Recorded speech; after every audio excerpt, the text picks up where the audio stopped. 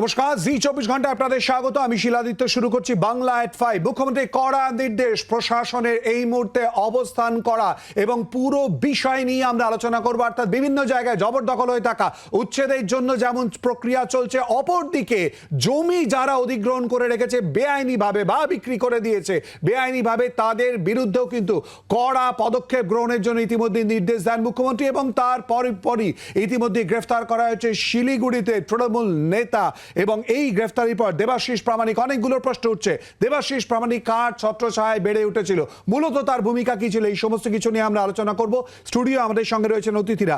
আমাদের সঙ্গে এই মুহূর্তে রয়েছেন তৃণমূল কংগ্রেস নেতা কৃষাণু মিত্র, রয়েছেন বিজেপি নেতা আলী হোসেন এবং রয়েছেন রাজনৈতিক বিশ্লেষক সুমন ভট্টাচার্য। প্রত্যেকের সঙ্গে আমরা কথা বলবো, কিন্তু তার আগে শুনে নেব এই গ্রেফতারি প্রসঙ্গে মুখ্যমন্ত্রী মমতা বন্দ্যোপাধ্যায় আজ ঠিক কি বলেছেন। যে নেতার এলাকায় চলবে, ডাবগ্রামে দেখেছেন আমি জেলা প্রেসিডেন্টকে অ্যারেস্ট করিয়ে দিয়েছি। তার কারণ গভর্নমেন্টের জমি নিয়ে 2 লক্ষ 3 লক্ষ টাকায় বিক্রি করে দিলাম। ওই জমিগুলো কিন্তু মিউটেশন রেজিস্ট্রেশন পাবে না। গুরুতর অভিযোগ, সরকারি জমি পর্যন্ত বিক্রি করে দেওয়া। কি কি অভিযোগ আমরা জানবো, তথ্য আপনাদের সামনে তুলে ধরবো। কিন্তু কে এই দেবাশিস প্রামাণিক, এর পরিচয় বা কি, সবটা জানবো। সঙ্গে রয়েছে আমাদের প্রতিনিধি নারায়ণ সিংহ রায়। নারায়ণ, কে এই দেবাশিস প্রামাণিক, কিসের জোরে এত বাড়ন্ত?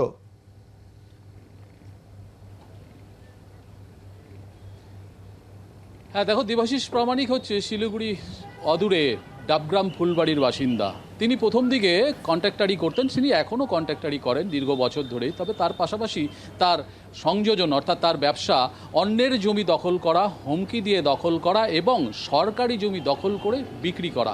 শুধু দেবাশিস প্রামাণিক না, তার সাথে বিরাট একটি র্যাকেট রয়েছে এবং তার সাথে অন্য বহু জমি মাফিয়া জড়িত রয়েছে এবং তৃণমূলের প্রথম সারির নেতা নেত্রীরাও জড়িত রয়েছে যতটুকু জানা গেছে। এবং বিশেষ করে জলপাইগুড়ি এবং দার্জিলিং জেলার তৃণমূলের বহু প্রথম সারির নেতা কিন্তু দেবাশিস প্রামাণিকের সাথে জড়িত রয়েছে, যার ফলে কিন্তু আস্তে আস্তে বেড়েই চলেছে প্রতিদিন দেবাশিস প্রামাণিকের এই জমির ব্যবসা। প্রথমত বলে রাখি যে এই দেবাশিস প্রামাণিক সরকারি জমি তো দখল করছে। আমি যেখানে দাঁড়িয়ে রয়েছি উত্তরকন্যা সচিবালয়, এর পাশেই গড়ে উঠেছে ইন্ডাস্ট্রিয়াল বেল্ট এবং একপাশে আবাসন, সরকারি আবাসন। ঠিক সরকারি আবাসনের উল্টো দিকে বিশাল জমি পড়েছিল, সরকারি জমি। সেই জমি শিল্প তালুকের হওয়ার জন্য এবং আবাসন হওয়ার জন্য, যা কিন্তু এখন নেই বললেই চলে। এই দেবাশিস প্রামাণিক এবং তার সাঙ্গপাঙ্গরা পুরো জমি দখল করে নিয়েছে এবং দখল করে বিক্রি করে দিয়েছে।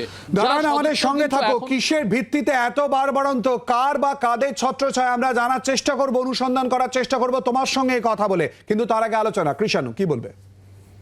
না, এটা তো পরিষ্কার যে তৃণমূল কংগ্রেস সরকার কোনো আইনি পদক্ষেপ নেওয়ার জন্যে দলের রং দেখে না, কোন দলের নেতা এসব বিচার্য নয় প্রশাসনের কাছে। এবং এটাই আমরা বারবার দাবি করেছি। এবং এই আরেকটি উদাহরণ, এর আগে আমরা আরাবুল ইসলাম দেখেছিলাম, কখনো শাহজাহান শেখ দেখেছিলাম, তারও আগে শম্ভুনাথ কাউ দেখেছি। তো বিভিন্ন সময়ে আমাদের দলের নেতা, আমাদের দলের কর্মীদের বিরুদ্ধে লিগ্যাল অ্যাকশন বা আইনি পদক্ষেপ নিতে প্রশাসন বা তৃণমূল কংগ্রেসের সরকার কখনো পিছপা হয়নি।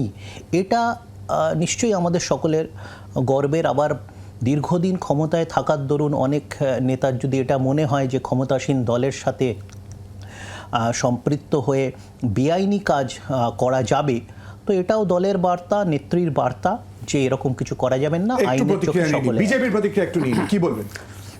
প্রথমত যেটা বলার সেটা হচ্ছে, দেখুন, তৃণমূল কংগ্রেস 11 সালে সরকারে আসার পর থেকে ওনাদের কর্মীরা, নেতারা, অঞ্চল স্তরের, ব্লক স্তরের, জেলা স্তরের নেতারা, তারা এই সমস্ত তোলাবাজি এবং জমি দখল করে কালোবাজারি করা এবং বিক্রি করা, সরকারি জমি অধিগ্রহণ করে সেখান থেকে তা কামাই করা, অর্থাৎ এই যে তোলাবাজির উপর বা এরকম যে কি বলবো, যে পৌর এলাকার সংশ্লিষ্ট এলাকাগুলোতে যেভাবে জমি দখল করে কন্ট্রাক্টারির মাধ্যমে এইভাবে কম দামে কিনে বেশি দামে, চড়া দামে বিক্রি করা, তার একটা জাল তৈরি করা, এটা 11 সাল থেকে আজকে কৃষাণুদা যে কথাটা বললেন যে তৃণমূল বরদাস্ত করে না, সত্যি 11 সাল থেকে এই কথাগুলোই চলছে। আজকে 11 থেকে আজকে 24, এত বছরেও এখনও একই কথা আমার কৃষাণুদা বলতেছে।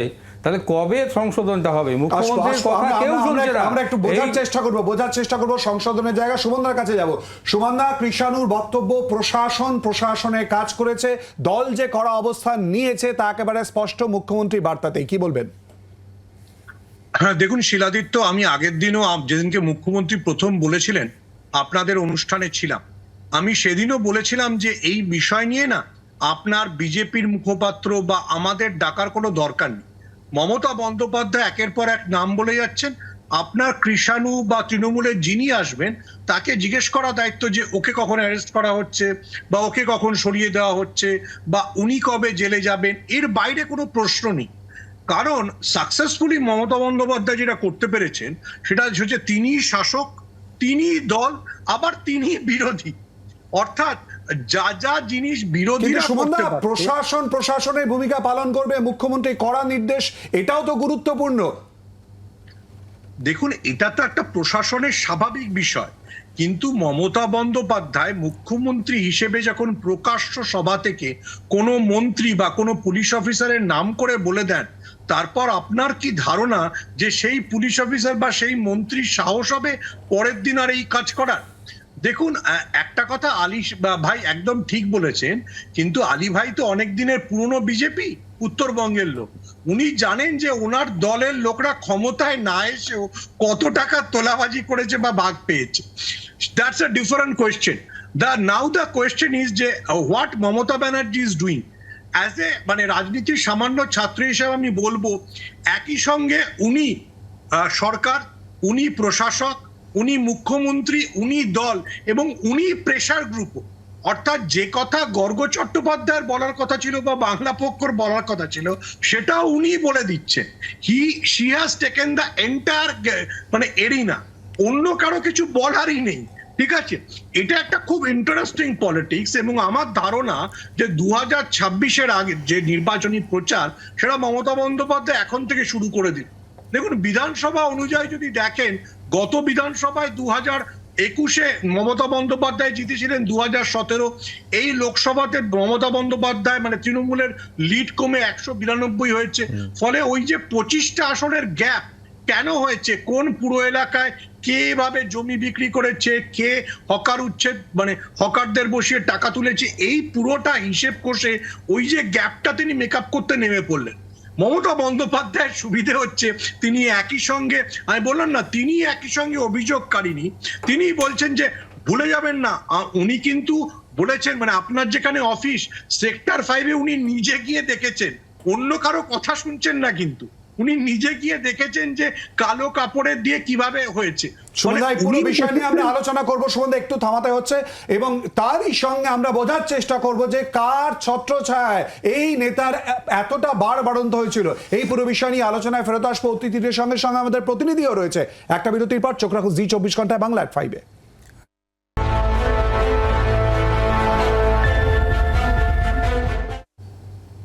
বিরতির পর আবার আপনাদের স্বাগত বাংলা at 5-এ। ইতিমধ্যে তৃণমূল নেতা গ্রেফতার শিলিগুড়ি, এই নিয়ে আমরা আলোচনা করছি, সঙ্গে অতিথিরা রয়েছেন এবং আমাদের প্রতিনিধি। ইতিমধ্যে আরো আপডেট যেটা পাওয়া যাচ্ছে জি 24 ঘন্টা এক্সক্লুসিভ, উত্তরকন্যা সচিবালয় থেকে ঢিল ছোড়া দূরত্বে বহু একর সরকারি জমি মাফিয়াদের দখলে। আরো জানবো এই নিয়ে কথা বলে, সঙ্গে রয়েছে আমাদের প্রতিনিধি নারায়ণ সিংহ রায়। নারায়ণ, কি জানা যাচ্ছে?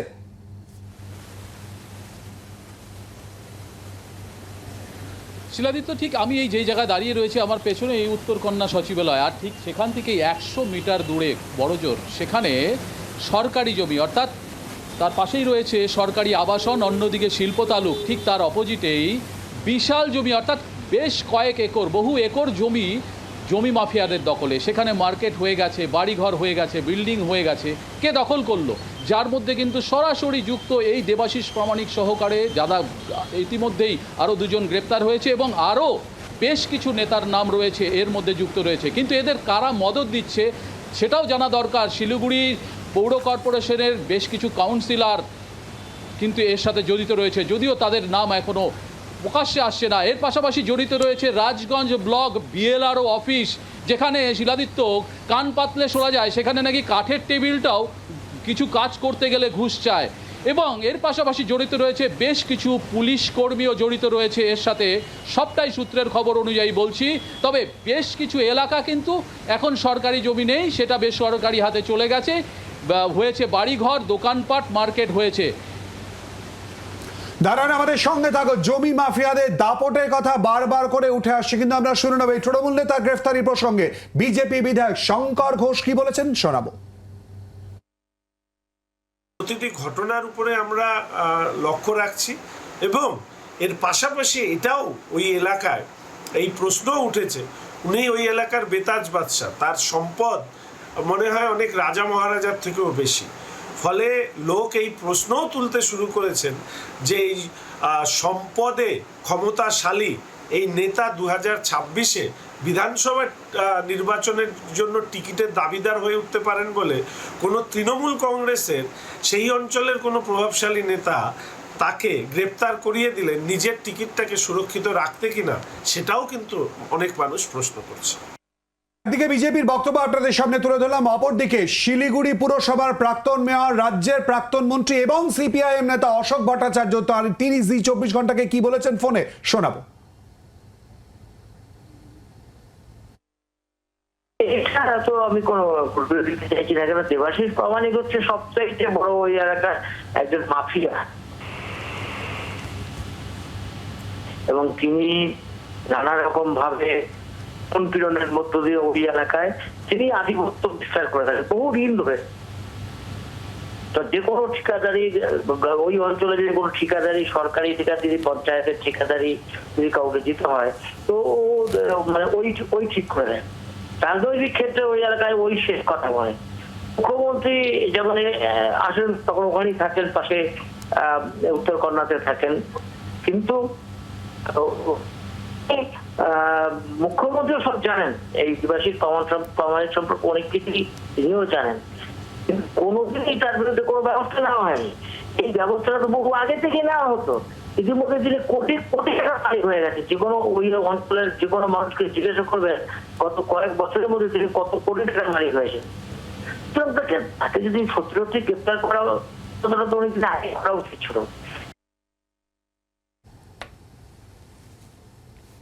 বিজেপি নেতা শঙ্কর ঘোষের বক্তব্যের পাল্টা তৃণমূল কংগ্রেস নেতা কুণাল ঘোষ তিনি কি বলেছেন, শোনাবো।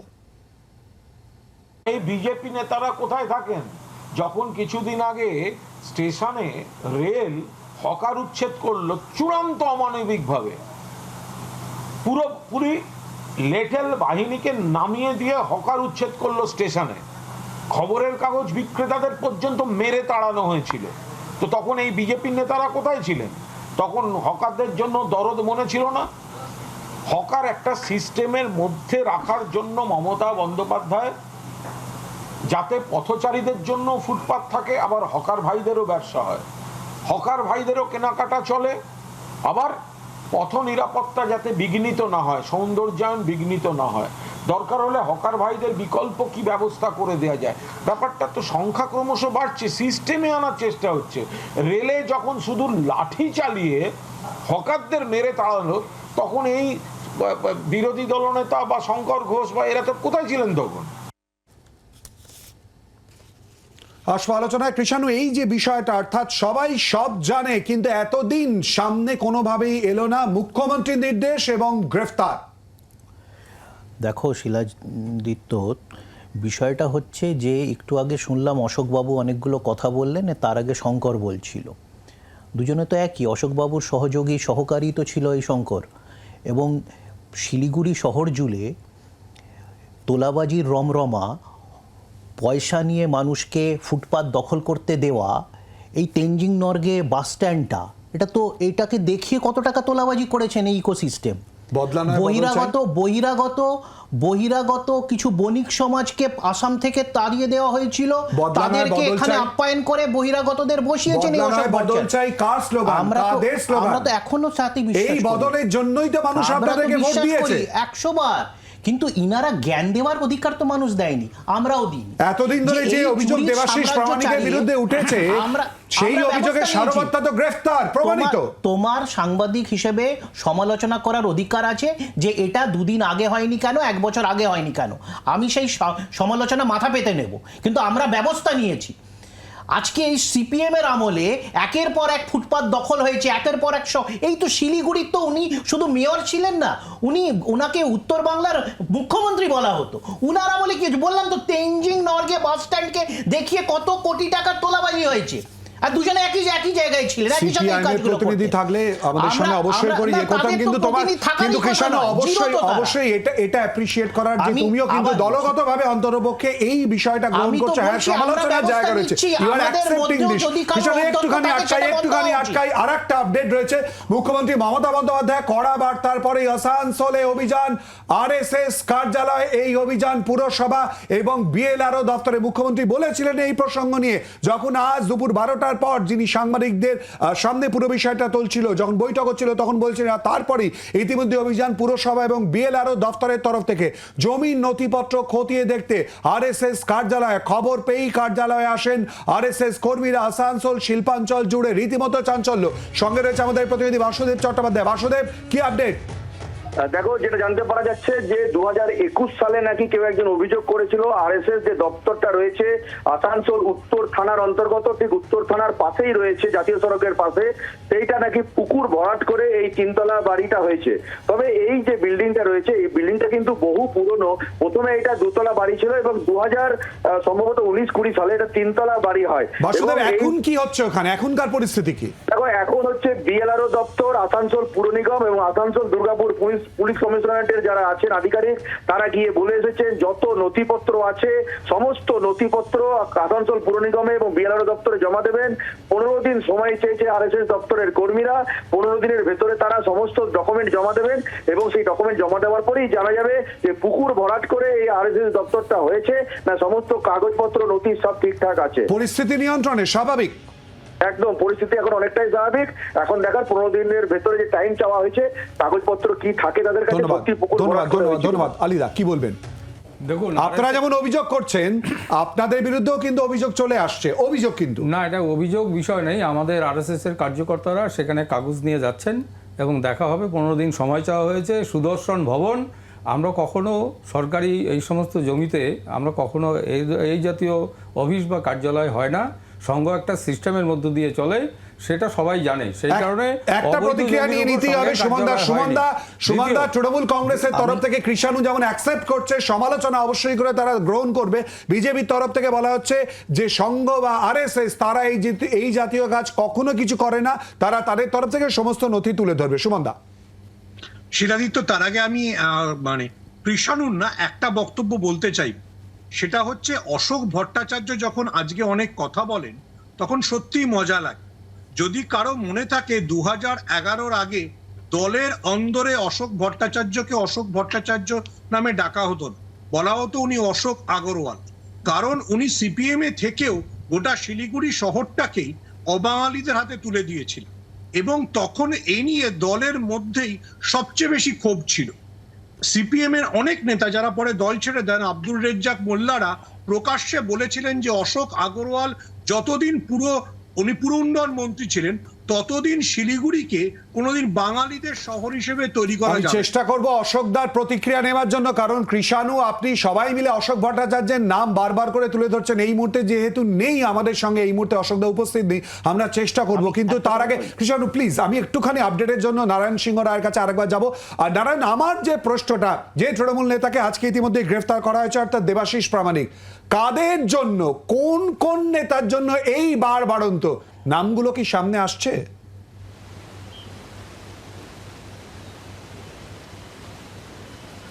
দেখো, সবে তো দেবাশিস প্রামাণিককে গ্রেপ্তার করা হয়েছে, আজকে কোর্টে প্রোডাকশন করা হয়েছে। তবে বলে রাখি, পুলিশ 10 দিনের রিমান্ড চেয়েছে। দেবাশিস প্রামাণিক এবং অন্য দুজন, তার সাথে যে আরও দুজন রয়েছে, তাদের 10 দিনের রিমান্ড চেয়েছিল পুলিশ। আদালত তাদের 7 দিনের রিমান্ড দিয়েছে। অর্থাৎ ইতিমধ্যেই কিন্তু জলপাইগুড়ি কোর্ট থেকে তাদের নিয়ে রওনা দিয়েছে। কিছুক্ষণ পর শিলিগুড়ি থানায় ঢুকে যাবে, তারপরেই কিন্তু চলবে জিজ্ঞাসাবাদ। তবে দেবাশিস প্রামাণিক যেই প্রশ্নটা তুমি করলে, তার সাথে যে এখনও কেউ, অর্থাৎ বলে রাখি, বড় বড় রাঘব বোয়াল এর সাথে জড়িত রয়েছে এবং তৃণমূলের প্রথম সারির নেতার নাম কিন্তু উঠে আসছে, যেটা প্রকাশ্যে আসছে না এখনও অবধি, তবে নাম জড়িত রয়েছে এবং অনেক পুলিশ অফিসারের নাম পর্যন্ত রয়েছে, শুধু দেবাশিস প্রামাণিক নয়। এর সাথে শিলিগুড়ির বহু প্রমোটার, বহু বিল্ডারের নাম উঠে আসছে। সবেতেই কিন্তু শিলিগুড়ি পুলিশ কমিশনারেটের পুলিশ, যেটা জানা গেছে, সব জায়গায় হানা দেবে। তবে গতকাল রাত থেকেই শুরু হয়েছে এই হানা, আজ কিন্তু বিভিন্ন জায়গায় হানা দিচ্ছে। ইতিমধ্যেই শিলিগুড়ির একটি কাউন্সিলরকেও কিন্তু যতটুকু জানা গেছে জিজ্ঞাসাবাদ করা হয়েছিল ইতিমধ্যেই।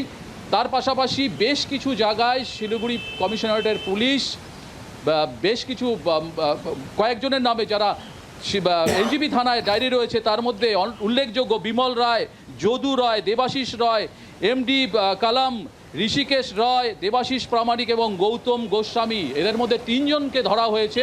তার মধ্যে রয়েছে দেবাশিস প্রামাণিক। খুব সংক্ষেপে একটাই প্রশ্ন করব যে দেবাশিস প্রামাণিক বাদ দিয়ে অন্য যাদের নাম নিলে এদের কোনো রাজনৈতিক পরিচয় আছে কি?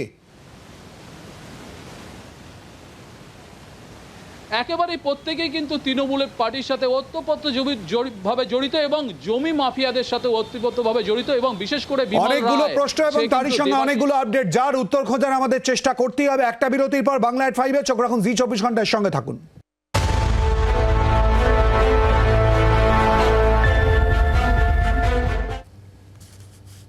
বিরতির পর আবার আপনাদের স্বাগত বাংলা এট 5-এ আমাদের এই আলোচনায়। আর এই পুরো বিষয় নিয়ে আমরা শিলিগুড়ি পুরসভার মেয়র গৌতম দেবের সঙ্গে টেলিফোনে যোগাযোগ করেছিলাম। তিনি এই মুহূর্তে এই ব্যাপারে কিছু বলতে চাননি। আর যখন আমাদের আলোচনা চলছে তখন শিলিগুড়ির আরও এক প্রাক্তন মেয়র অশোক ভট্টাচার্যের সঙ্গেও টেলিফোনে যোগাযোগ করেছিলাম।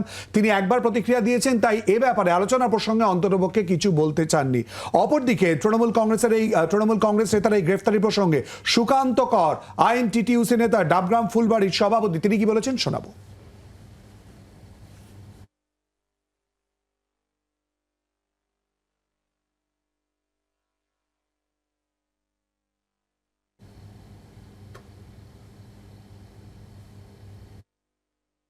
মুখ্যমন্ত্রী যখন বলেছেন যদি তথ্য প্রমাণ থাকে, যে তথ্য প্রমাণ যার বিরুদ্ধে থাকবে সে অ্যারেস্ট হবে। তথ্য প্রমাণ যার বিরুদ্ধে নেই, অন্যায়ভাবে তো কেউ অ্যারেস্ট হবে না। মুখ্যমন্ত্রী আমাদের নেত্রী, উনি যেভাবে বলেছেন না, আমি খবর পেয়ে আসলাম। আমাদের ডাবগ্রাম ফুলবাড়ি ব্লক সভাপতি, তো আমাদেরকে আসতেই হবে। আমরা ডাবগ্রাম ফুলবাড়িতে পার্টিটা করি, কর্মী আমরা ওখানকার। আলোচনায় আসবো, বিজেপির প্রতিক্রিয়া নিয়ে নেব। ইতিমধ্যেই মুখ্যমন্ত্রীর নির্দেশ, পরপর তো ব্যবস্থা গ্রহণ করা হচ্ছে, তারপরেও সমালোচনা কেন? প্রথম যেটা বিষয় সেটা হচ্ছে দেবাশিস আপনার প্রামাণিককে অবশ্যই তার সম্পত্তি বাজেয়াপ্ত করতে হবে। এটা হলো আমাদের প্রথম দাবি। সম্পত্তি বাজেয়াপ্ত করতে হবে। অবৈধভাবে তিনি সম্পত্তি করেছেন, সেই জন্য প্রথমত তার সম্পত্তি বাজেয়াপ্ত করতে হবে। দ্বিতীয়ত হচ্ছে তার সঙ্গে যে যুক্ত ওই যে বিমল রায় থেকে শুরু করে যে 8-10 জনের নাম আমরা দেখলাম, এদেরকে ধরতে হবে, এদেরকে ছাড় দেওয়া যাবে না। কারণ শিলিগুড়ির বর্ধিষ্ণু এলাকা ডাবগ্রাম ফুলবাড়ি, সেখানে ভারতীয় জনতা পার্টির এমএলএ জিতেছে আমাদের হলো চ্যাটার্জি, শিখা চ্যাটার্জি। এই এই সমস্ত যে অবৈধ কাজকর্মের এগেনস্টে শিলিগুড়ির মানুষ বিজেপিকে ভোট দিয়েছে। সেই জন্য আমরা চাই অবৈধ সেই সমস্ত কি ব্যবস্থা নিচ্ছেন এই প্রশ্ন তো থাকবে। আপনারা এটা চুপ কেন? মুখ্যমন্ত্রী তো বলেছেন ব্যবস্থা নেওয়া হচ্ছে, আপনারা কি করছেন? এই সমস্ত যারা স্মাগলার রয়েছে, যারা জমির দালাল রয়েছে, তাদেরকে অবৈধভাবে যারা কাজ করছে, আপনারা কিছু জানতেন না হবে অবশিষ্টদের। এবং এর যে পালের মাথা, আমি উত্তর এখনো পর্যন্ত পাচ্ছি না, খালি বক্তব্য শুনে যাচ্ছি। সুমানদা একটু আগেই জি 24 ঘন্টা এক্সক্লুসিভ যে প্রতিবেদন আমরা তুলে ধরলাম, উত্তরকন্যা সচিবালয় থেকে ঢিলছোড়া দূরত্বে বহু একর সরকারি জমি মাফিয়াদের দখলে। চোখ কান বুঝে কি করে হয় সুমানদা এতদিন ধরে এই ঘটনা, কি বলবেন?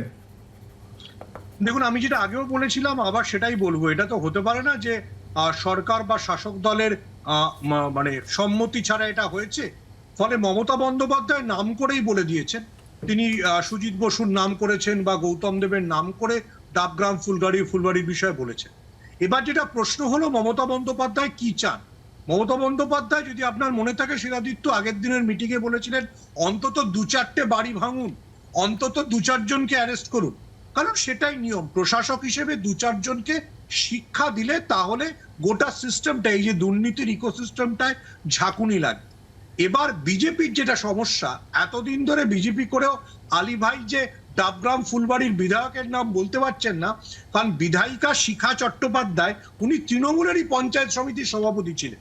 উনি গৌতম দেবের বিরোধিতা করে দল ছেড়ে বিজেপিতে এসে টিকিট পেয়েছেন এবং জিতেছেন, ভালোভাবে জিতেছেন, খুব ভালো কথা। ফলে এটাতে আমি আবার বলছি, এখানে বিরোধীরা কি বলছে, সিপিএম কি বলছে, অশোক ভট্টাচার্য, বিজেপি কি বলছে, ইমমেটেরিয়াল। একমাত্র মমতা বন্দ্যোপাধ্যায় কি বলছেন, এবং আপনাকে কৃষাণুকে বা তৃণমূলের মুখপাত্রকে জিজ্ঞেস করতে হবে ও কখন অ্যারেস্ট হচ্ছে, ও কখন জেলে যাচ্ছে, ওকে কখন দায়িত্ব থেকে সরানো হচ্ছে। আপনি একটা কৃষাণুর কাছ থেকে কৃষাণুর জন্য কোশ্চেনিয়ার নিয়ে আপনাকে বসতে হবে যে মমতা বন্দ্যোপাধ্যায় এদের নাম করে করে বলে দিয়েছেন, এদের কি হবে। আমি শুনিনি কৃষাণুর বক্তব্য, সুমনদা একটুখানি শুনে নি। কৃষাণুর নাম অনেকবার করে নিলেন। কৃষাণ না, দেখুন, আমি তো আবার বলেছি না, আমরা তো ব্যতিক্রমী দল। আমাদের মধ্যে ভুল ত্রুটি অন্যায় হলে আমরাই বলি তার বিরুদ্ধে ব্যবস্থা হোক, আমরা তার হয়ে সাফাই গাইতে যাই না। আমরাই আমাদের বর্ষিয়ান নেতা পার্থ চট্টোপাধ্যায়কে দল থেকে এক্সপেল করেছিলাম যখন তার বিরুদ্ধে অভিযোগ তারপরেও তো উঠেছিল। এরকম ঘটনা, তারপরেও তো সামনে আসছে। এতদিন কেন নজর এড়িয়ে গেছে মুখ্যমন্ত্রী বলার পর? কেন এত বড় দলে অনেক সময় অনেক জিনিস চোখ এড়িয়ে যায়, ঠিক সময় নজরে এলে ব্যবস্থা হয়। কিন্তু আমরা আবার বলছি, আমরা একমাত্র দল যাকে আপনি এই প্রশ্নটা করতে পারেন। বাকিকে বলতে পারবেন বিজেপি সিপিএমকে এতদিন ব্যবস্থা, কোনোদিন ব্যবস্থা নেয়নি। মাস মার্ডারের আসামি রাজ্যের মন্ত্রিত্ব করেছেন দীর্ঘ বছর ধরে। তো সুতরাং এই ওরা ওদের জন্য এইগুলো ধার্য হয়। আবার বলি, আপনি বললেন জমি দখল করা। আজকে আসানসোলের আরএসএস এর কার্যালয়ে নাকি জমি দখল করে পুকুর বুঝিয়ে হয়েছে। আরএসএস এর যেটা কেন্দ্রীয় কার্যালয়, তার সেখানেও অভিযোগ যে রেশমবাগের একটা বড় অংশ দখলদারিত্ব করছে আরএসএস। সেখানে নাগপুরের মানুষ অভিযোগ করছে। তার কি তদন্ত হচ্ছে? আজকে আবার বলি, পেপার লিকের নায়ক বিনীত, তার সম্পত্তি বাজেয়াপ্ত হয় না, সে ইউএস পালিয়ে যায়।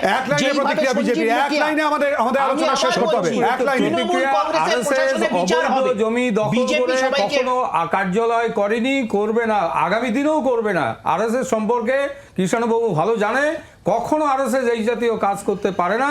এবং আমি কমসে কম 1000% নিশ্চিত আরএসএস একুরেট যাদের জমি সেই সমস্ত বৈধ চেষ্টা এবং প্রশাসনের তরফ থেকে আর কি কি ব্যবস্থাই বা নেওয়া হচ্ছে, কি কি বা সামনে আসে, তার জন্য অপেক্ষা করতে হবে। বাংলা এট 5 আজকের মতো এখানেই শেষ করছি। দিচ্ছি একটা বিরতি। আপনাদের সবাইকে ধন্যবাদ আমাদের সঙ্গে এই আলোচনায় অংশগ্রহণ করার জন্য। এরপর হ্যালো কলকাতা দেখুন সম্প্রীতির সঙ্গে। চোখ রাখুন জি 24 ঘন্টায়। বাংলার আওয়াজ, বাঙালির আবেগ, জি 24 ঘন্টা।